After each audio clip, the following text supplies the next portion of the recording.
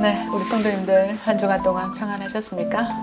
오늘은 우리가 더 간절한 마음으로 하나님의 은혜와 말씀의 희열을 사모하는 시간이 되었으면 좋겠습니다. 변함없이 우리 박규선 목사님, 우리 이준 전사님 함께 하십니다. 안녕하세요. 네, 안녕하십니까? 네네.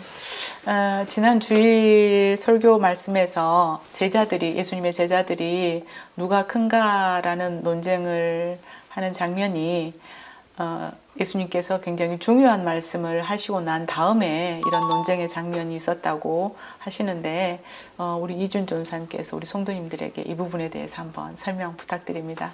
네, 이제 목사님께서 이제 설교 중에 본문 말씀을 전달해 주시기 전에 이제 예수님께서 하셨던 말씀에 대해서 이제 언급을 하셨는데요.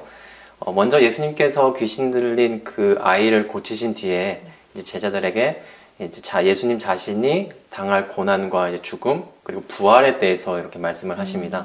그런데 제자들은 오히려 그것을 알아듣기는커녕 못 알아듣고 이제 서로 이제 하나님 나라에서 누가 크냐라고 이렇게 논쟁하면서 이제 더 좋은 자리를 탐하는 그런 어리석은 모습을 보였던 이제 내용이었습니다. 네네. 네, 그때 예수님께서 섬김의 가치에 대해서 말씀한 것을 가지고 목사님께서 설교 제목에 크기가 아니라 섬김으로 증명하라 이렇게 잡으신 것 같은데요.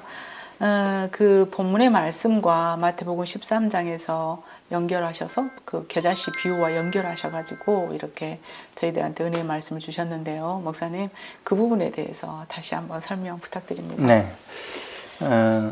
제자들이 예수님과 이제 길을 같이 동행하면서 자기들끼리 이제 이야기 주고받았던 내용이 이제 하나님 나라에서 누가 크냐, 누가 어떤 위치, 누가 어떤 자리에 있을 것이냐 하는 것으로 서로 논쟁을 펼치는 그 장면을 예수님께서 이제 보시고 그게 무슨 내용이었느냐 물어보실 때 누가 크냐라고 그 논쟁이었다고 이제 말씀이 나옵니다. 그래서 크기로 이제 제자들은 좋은 자리나 어떤 크기, 자기 사역의 어떤 크기 이런 측면을 통해서 자기들의 위치를 인정받고 싶고 그런 모습으로 이제 생각을 했던 것이죠.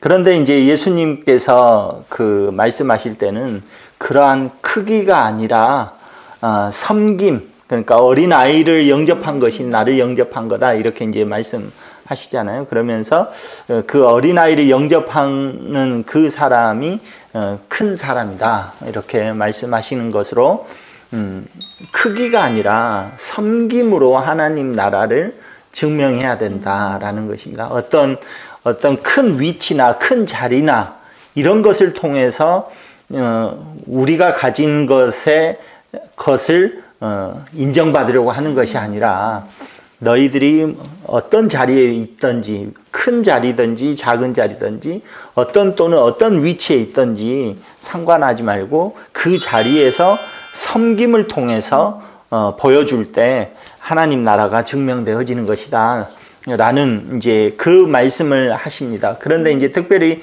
지난 주일에는 이제 제가 마태복음 13장 겨자씨 비유의 말씀하고 이 말씀은 좀 연결해서 해석을 했었는데요. 그게 이제 뭐냐면 겨자씨만한 겨자씨가 땅에 심겨지면 그것이 이제 나중에 자라서 그래가지고 그 새가 깃들 정도로 굉장히 큰 나무가 된다. 이제 그 말씀이거든요. 그런데 그 말씀을 해석할 때 우리는 대부분 이제 하나님 나라가 그렇게 크게 확장되어지는 그런 측면으로 우리가 해석하고 이해를 합니다. 물론 그것이 틀린 것은 또 아니고요. 하나님 나라는 계속돼서 확장되어지니까.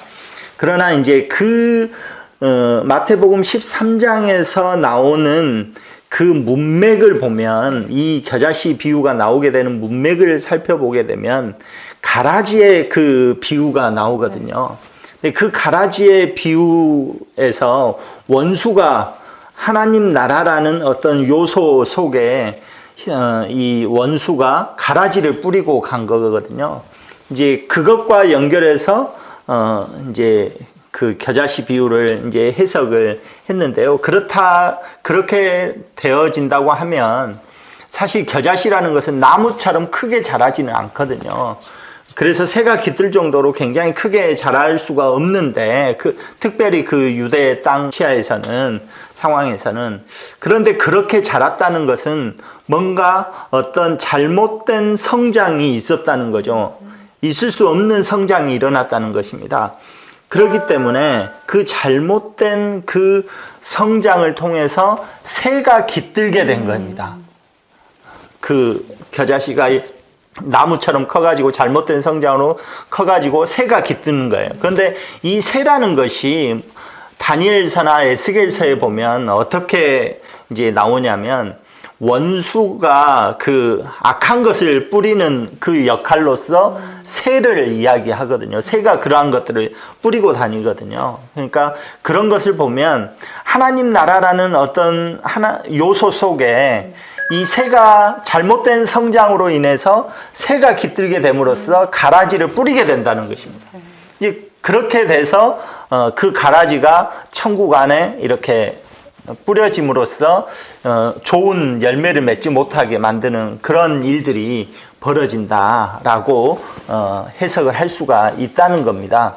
그래서 이제 어떻게 보면 제자들의 그 잘못된 크기로서 무엇인가 증명하고 자기 위치를 찾고 무슨 일을 하려고 하는 그런 것들이 어쩌면 새가 뿌려놓은 가라지와 같이 그러한 잘못된 요소가 들어오게 된 거다라고 해석을 지난 주일에 했고요. 그리고 그 모습을 본 예수님께서 그러한 크기로서 뭐 하는 것이 아니라 섬기는 자, 진짜 어떤 위치에서든지 섬김의 자리로 나아가는 사람은 하나님 나라를 증명할 수 있다라는 것을 지난 주일에 말씀 드린 것이죠. 네, 네. 감사합니다. 네, 우리 교회가 돌아오는 주일에는 장로님 두 분을 피택하는 선거를 앞두고 있는데요. 네. 오늘 말씀이 우리에게 또 우리 교회 가운데 꼭 필요한 말씀인 것 같습니다.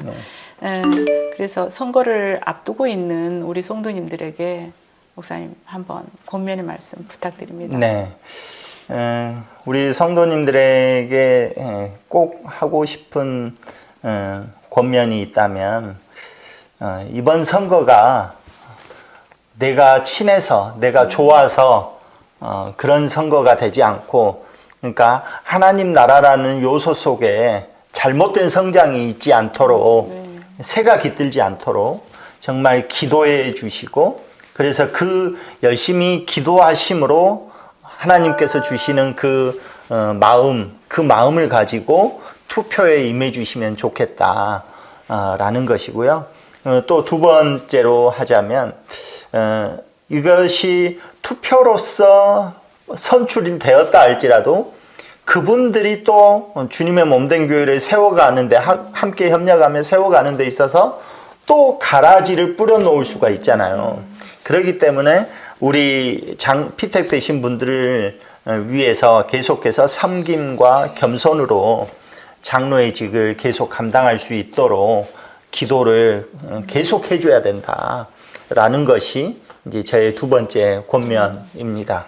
그리고 마지막으로 이제 또 선거와 관련해서 또 말씀을 드리자면, 이번 주일입니다. 네네. 그래서 이번 주일에 어떻게 보면 섬김의 그 장이 축복받는 장이 될 수 있도록 많은 성도들이 함께 와서 참여해서 그 자리를 더 섬김의 자리로 만들어가고 또 함께 축제의 장으로 열어갈 수 있었으면 좋겠다. 그래서 이제 온라인으로 예배를 드리는 우리 성도님들도 이번 주일만큼은 모두가 다 참여해서 그래서 같이 이 선거에 임해 주시면 좋겠다라는 권면을 드리고 싶습니다.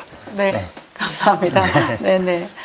네, 오늘은 우리가 크기가 아닌 섬김으로 증명하라라는 제목으로 말씀을 은혜를 나눴는데요. 이번 주일에는 우리가 장로님 두 분을 피택하는 선거를 앞두고 있기 때문에 이 말씀의 희열을 들으신 여러분들께서는 지금부터라도 충분히 기도해 주시고요. 돌아오는 주일에는 꼭 교회에 오셔서 예배도 드리시고 또 여러분들의 귀중한 한 표도 행사하는 그런 복된 시간을 가졌으면 참 좋겠습니다. 말씀의 희열은 여기서 마치고요. 다음 주 목요일 오후 5시에 더 풍성한 은혜로 여러분들 찾아뵙도록 하겠습니다. 감사합니다. 감사합니다. 수고하셨습니다.